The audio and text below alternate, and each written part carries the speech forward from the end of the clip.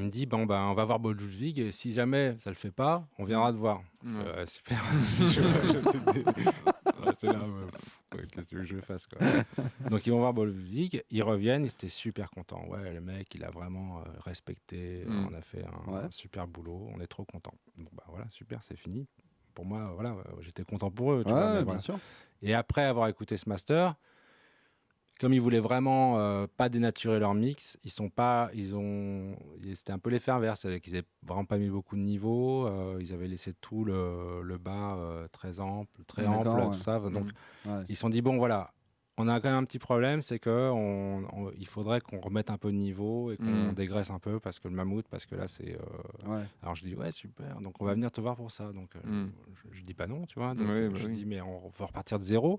Il dit non, on va garder ce qu'ils ont fait avec Bob Ludwig, c'est super. Oui, c'est vrai que c'était super. Donc on veut vraiment garder ça. On va rester en numérique parce que je suis pas du tout passé par une chaîne analogue. On reste en numérique, on garde ça et on fait le petit truc de fin là pour remettre ça. Donc c'est un mastering en 2 étapes, ce qui est assez rare. En plus Thomas, lui, il avait déjà trouvé, il savait déjà ce qu'il voulait en fait. Il avait déjà essayé de masteriser ces tracks-là avec des plugs. Et en gros, il est arrivé, il me dit bon bah voilà, je pense qu'il faut faire ça. Il m'a sorti tous les -0, 3 à tel endroit. Comme tu dis, il est assez geek. Il est geek, donc il essaye avant de toute façon. Et après, le truc, c'était de me le réapproprier un peu. C'est ça le plus dur en fait, parce qu'à un moment tu te dis bon bah je vais pas juste faire ce qu'il me dit.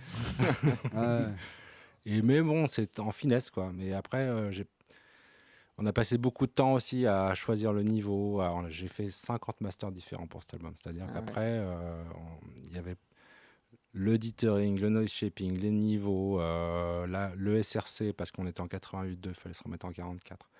Donc à chaque fois, on avait comme des probabilités. Donc on avait le machin avec ce diteur, avec ce niveau, avec ce noise shaping, avec ce SRC. Alors hop, maintenant on change juste un truc et hop, on change un peu le niveau, on change et à la fin, on a fait 50 DDP, enfin 50 masters, et ils sont partis avec, ils ont écouté ça dans divers endroits, ils en ont retenu 2 ou 3.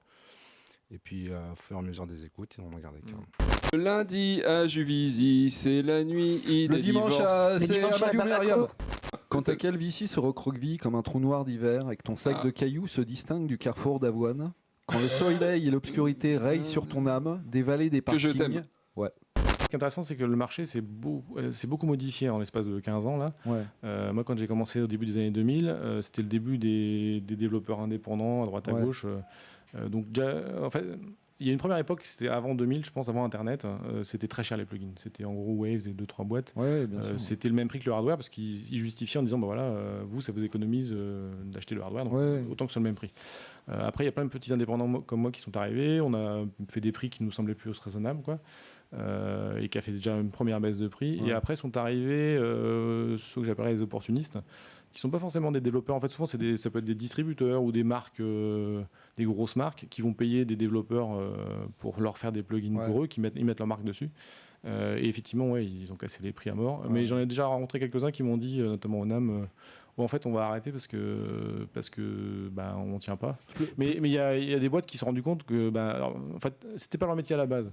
Donc quand on sous-traite le développement, la maintenance, qui c'est qui fait, personne. Donc je pense que les gens, ils ont peut-être acheté par impulsion.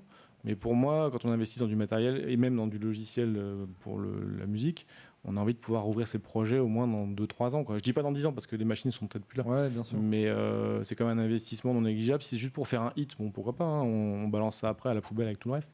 Mais moi, je crois pas trop en ça. Je mets les pieds où je veux, Little John.